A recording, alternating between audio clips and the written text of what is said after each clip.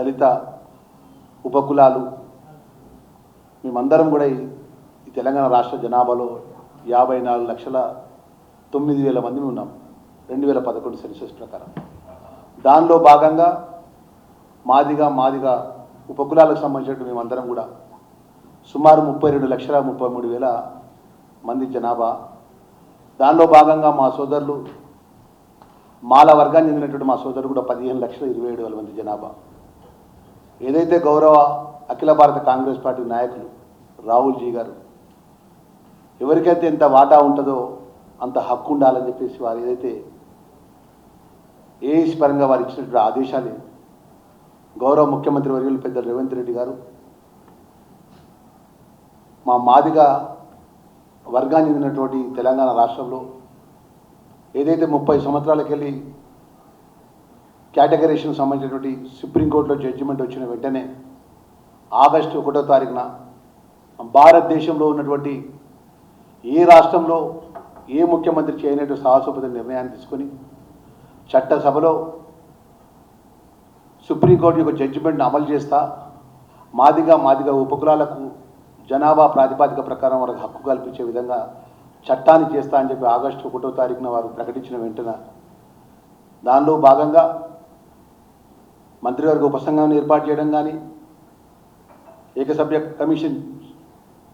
Commission ఏర్పాటు చేయడం కానీ అదేవిధంగా అన్ని రాజకీయ పార్టీలను పిలిపించి శాసనసభలో చర్చ చేసి అన్ని రాజకీయ పార్టీల యొక్క అభిప్రాయం మేరకు చట్టాన్ని చేసి అమలైన సందర్భంలో గౌరవ ముఖ్యమంత్రి వర్యులు మేము కోరేది ఏంటంటే సుమారు 33 లక్షల మంది జనాభా ప్రాతినిధ్యం చేసినటువంటి మా ఆరుగురులో కాల యాదయ్య సపోర్ట్గా మాకు వచ్చారు.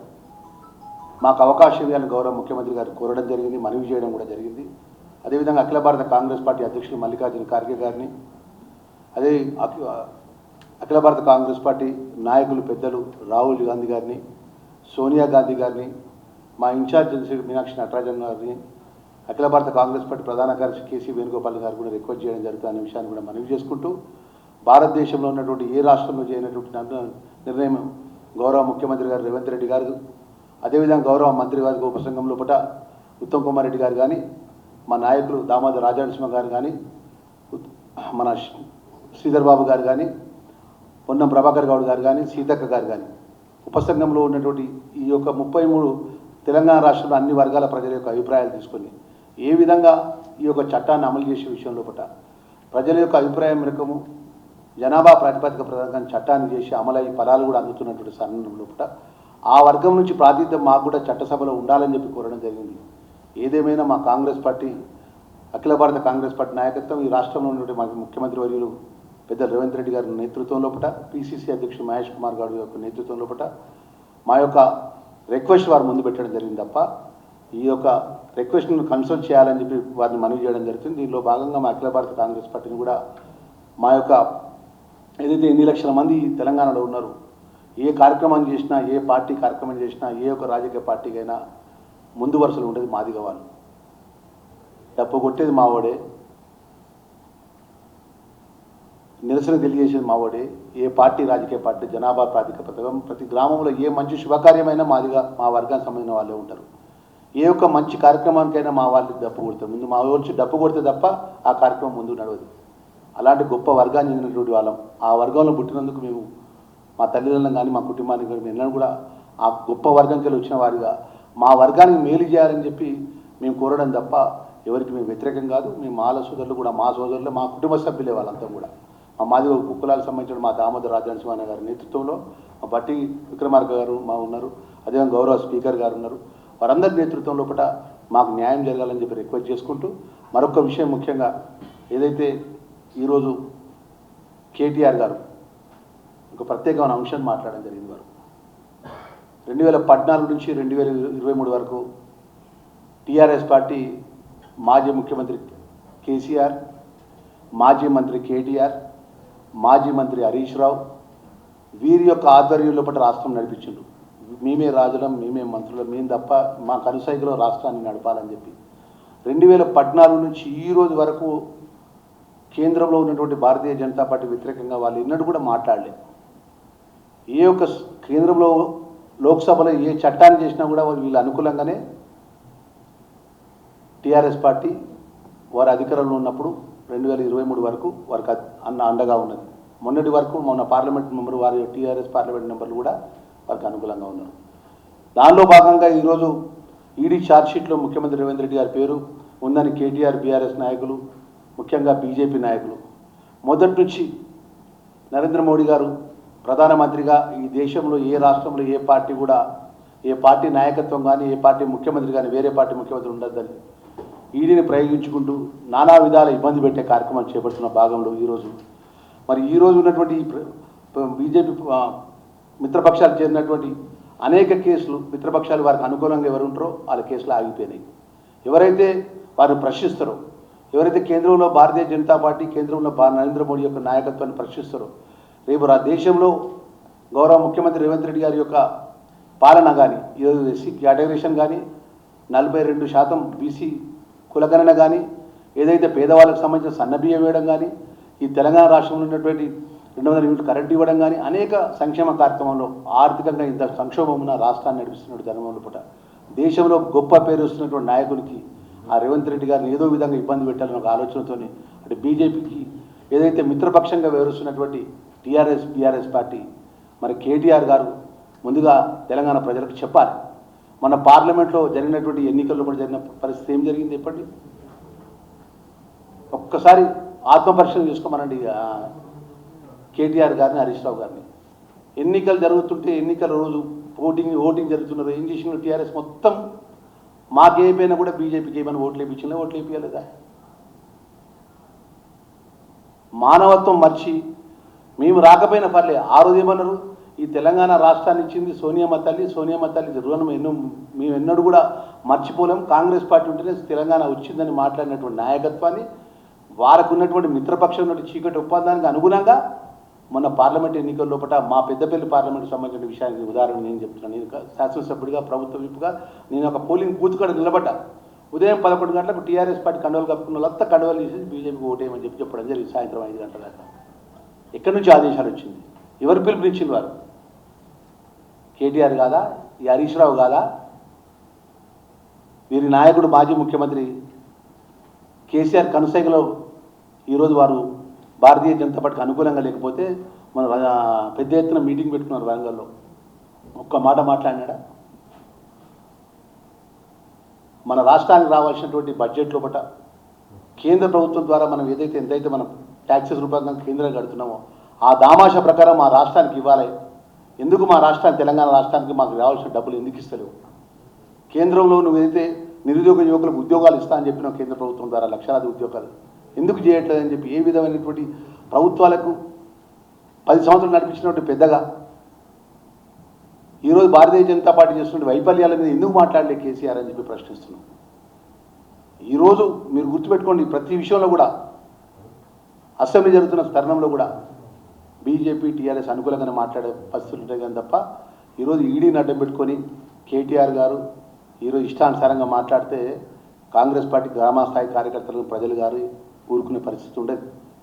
ఈరోజు ఇంత ఆర్థికంగా 2014 నుంచి 23 వరకు ఆర్థిక సంక్షోభం సృష్టించి రాచరిక ఒక ఆర్థిక వ్యవస్థను చిన్నాభిన్నం చేసి ఒక్కొక్క బడ్జెట్ పరంగా ఒక్కొక్క హెడ్గా ఇరిగేషన్ డిపార్ట్మెంట్ కానీ, పిఆర్ కానీ, ఆర్ఎండ్బి కానీ, పబ్లిక్ హెల్త్ కానీ, medical health department, all department సంబంధించి లాస్ట్కి మా ఎస్సీ సప్లైస్ సంబంధించిన డబ్బులు కూడా తీసుకుని ఖర్చు పెట్టుకున్నారండి. దామాష ప్రకారం భారత రాజ్యాంగ నిర్మాత అంబేద్కర్ గారు మాకు ఇచ్చినట్టు హక్కు, ఆ దేవుడు ఇచ్చిన హక్కు శాసనసభలో ఆ రోజు ముఖ్యమంత్రిగా కిరణ్ కుమార్ రెడ్డి గారు ఉన్నప్పుడు చట్టాన్ని చేసినారు. ఇదే దామోదర్ రాజనరసింహ అధ్యక్షునిగా ఉండి ఎస్సీ సప్లై నిధులు మాకు ప్రతి దాంట్లో మాకు కేటాయించాలా, మా సప్లై నిధులు మాకు ఎస్సీలకు కేటాయించాలని మాట్లాడినటువంటి డబ్బులు కూడా దారి మళ్ళీ ఇచ్చినటువంటి కేసీఆర్ టీఆర్ఎస్ పార్టీ ప్రభుత్వం ఇవాళ భారతీయ జనతా పార్టీని కుమ్మక్క అయిపోయి ఎట్లా పుట్టబద్దులు లేవు. ఈరోజు 16 నెలలు అవుతుంది ప్రభుత్వం వచ్చి. ఎంత లేపినా ఎంత లేచినా వాళ్ళ పార్టీ కార్యకర్తలు కానీ పార్టీ కానీ ప్రజలలో ఓట్లేదు, ప్రజలు నమ్మట్లేదు వాళ్ళను. ఎందుకంటే 10 సంవత్సరాలు రాజ్యం వెళ్ళిండు. మేమే రాజులం, మేమే రాచరిక పరిపాలన చేసినాం. చివరికి ఒక్క మాట చెప్పినాం మా మీడియా మిత్రులకు. ఆ రోజు మీరు అందరూ సాక్ష్యం, మా మీడియా మిత్రులంతా ఎలక్షన్స్ సంవత్సర కాలం ముందు సంబరాలు చేసినారు. ప్రతి నియోజకవర్గంలో 119 సిగ్నెట్ల టీఆర్ఎస్ పార్టీలు వేలాది మంది టీఆర్ఎస్ పార్టీ కార్యకర్తలతోని గులాబీ కండువలతోని విజయోత్సవ ర్యాలీలు చేసినారు. మూడోసారి విజయోత్సవం మేము చేస్తున్నాం, మూడోసారి ముచ్చటగా ముఖ్యమంత్రి మా కేసీఆర్ అవుతుండని చెప్పి మాట్లాడినాడు. ఏమైంది? ప్రజలు అన్నీ గమనిస్తారు. కర్ర దాల్చి పెట్టినాక కూడా బుద్ధి రాకుండా పార్లమెంట్ ఎన్నికల లోపల అడ్రస్ గల్లంతైతే, డిపాజిట్ గల్లంతైతే కూడా అడ్రస్ లేకుండా ఇవాళ కేటీఆర్, హరీష్ రావు, కవిత నోటికి ఎంత వస్తుందో మాట్లాడితే ప్రజలు ఊరుకోరు. రేపు స్థానిక ఎన్నికలు అవుతున్నాయి. స్థానిక ఎన్నికల్లో కూడా ప్రజలు ఎవరి పక్షాన ఉన్నారు? గౌరవ ముఖ్యమంత్రి రేవంత్ రెడ్డి గారి పక్షాన, అఖిల భారత కాంగ్రెస్ పార్టీ మా రాహుల్ గాంధీ గారి, మల్లికార్జున గారి నేతృత్వం లోపల, సోనియా గాంధీ గారి నేతృత్వంలో కూడా పిసిసి అధ్యక్షుడు మహేష్ కుమార్ గౌడ్ గారు ఇలా మీరు చూడండి, మా రాష్ట్రంలోని మంత్రివర్గం ఉన్న మంత్రులంతా కూడా ఎవరన్నా ఎప్పుడన్నా మీకున్నటువంటి ఒక వారం రోజులు రెస్ట్ తీసుకున్నటువంటి మంత్రి ఎవరైనా ఉన్నారా? ప్రతి మంత్రి వారి యొక్క శాఖలో వారి బాధ్యత నిర్వర్తించుకోడు. ఆర్థికంగా ఎంత సంక్షోభం ఉన్నా, ఎంత ఇబ్బందులున్నా ప్రతి శాఖకు సంబంధించిన మంత్రివర్యులు వారు కష్టపడి పని చేసుకుంటూ ప్రజలకు దగ్గర అవ్వకుంటూ ఇలా సన్నబియ్యం ఇచ్చినాం, 200 యూనిట్ కరెంట్ ఇచ్చినాము, ఉచితంగా 200 యూనిట్ కరెంట్ ఇచ్చినాము, రైతు రుణమాఫీ చేసినాము. వడ్ల కొనుగోలు విషయంలో రైతులు ఎన్నడూ గుర్తెత్తలేని విధంగా రాష్ట్రంలో 10 సంవత్సరాలు రైతులు వడ్ల కొనుగోలు కూడా రైస్ మిల్లర్లకు అప్పచెప్పిందండి. నేను చెప్తున్న సాక్ష్యం, జిల్లా కాంగ్రెస్ అధ్యక్షుని జగిత్యాలుగా మా జిల్లాకు సంబంధించిన రైతులంతా కూడా వడ్ల కొనుగోలు వస్తే ఒక్కొక్క సంచి మీద 5 కిలోలు, 6 కిలోలు, 7 కిలోలు మిల్లర్లు దోసుకుంటా అంటే ప్రేక్షక పాత్ర వహించాలండి ఈ టీఆర్ఎస్ పార్టీ ప్రభుత్వం అంతా కూడా, అప్పుడున్న మంత్రులంతా కూడా. ఈరోజు ప్రజల పక్షాన ఉన్నటువంటి గౌరవ రేవంత్ రెడ్డి గారి నేతృత్వంలో ప్రభుత్వం ముందుకెడుతుంటే కళ్ళల్లో మొత్తం ఏదంటే ఇక మేమేదో ఈ రాష్ట్రాన్ని ఉద్ధరించడం, ఈ 15 నెలలు వచ్చి వీళ్ళు ఎందుకు ప్రభుత్వాన్ని పరిపాలిస్తున్నారని చెప్పి కళ్ళను నిప్పులు కలుచుకుంటే ఇష్టానుసారంగా మాట్లాడుతున్నారు. ఏది పడితే అది వాడు ఏకవచనం. మేము మాట్లాడలేమా కేటీఆర్ను, హరీష్ రావును, కేసీఆర్ను? కానీ ప్రజలతో ఎన్నుకోబడ్డప్పుడు బాధ్యత రహితంగా ఉండాలి కాబట్టి, బాధ్యత రహితంగా అధికారంలో ఉన్నాం కాబట్టి ఉన్నాము. మేము మాట్లాడాలంటే అంతకంటే ఎక్కువ మాట్లాడగలుగుతాం. దయచేసి ఇప్పటికైనా ఒకటే విషయం తెలియజేసుకున్నా, కమిషన్లు మాట్లాడుతున్నాం. ఈ కమిషన్లకు స్వీకారం ఈ రాష్ట్రంలో పెట్టంటే మీరే. కాళేశ్వరానికి సంబంధించిన కమిషన్ విషయంలో జవాబు చెప్తారా మీరు? దమ్ము ధైర్యం ఉన్నదా మీరు? మేము ఒక్క పైసా కూడా 2014 నుంచి 18 నుంచి 23 వరకు ఏ డిపార్ట్మెంట్లో 5 రూపాయలు కూడా లంచం తినకుండా నీతి న్యాయంగా ధర్మంగా పనిచేసినామని చెప్పగలుగుతున్నాం మాజీ ముఖ్యమంత్రి కానీ మంత్రులు కానీ?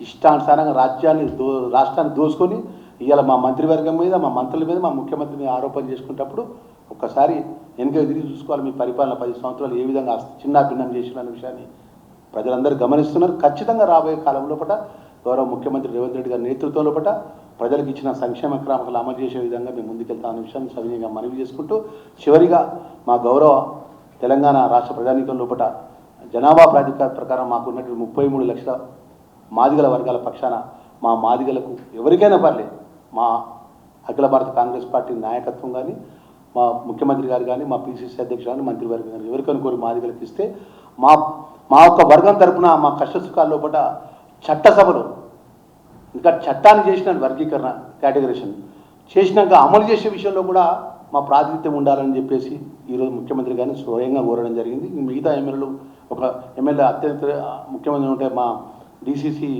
కరీంనగర్ ప్రెసిడెంట్ మానుకుంటారు ఎమ్మెల్యే గారు కానీ, వీరేశం గారు ముఖ్యమైన పని ఉంటే వాళ్ళు వెళ్ళారు. మిగతా వాళ్ళందరూ కూడా అందరం కలిసికట్టుగా ఉన్నాం. మా 5గురు ఎవరికి మంత్రి పదవిగా అధిష్టాన వర్గం కానీ ముఖ్యమంత్రి గారి యొక్క పరిశీలన లోపల మమ్మల్ని కన్సల్ట్ చేసే విధంగా మేము రిక్వెస్ట్ చేసుకుంటూ సెలవు తీసుకుంటున్నాం.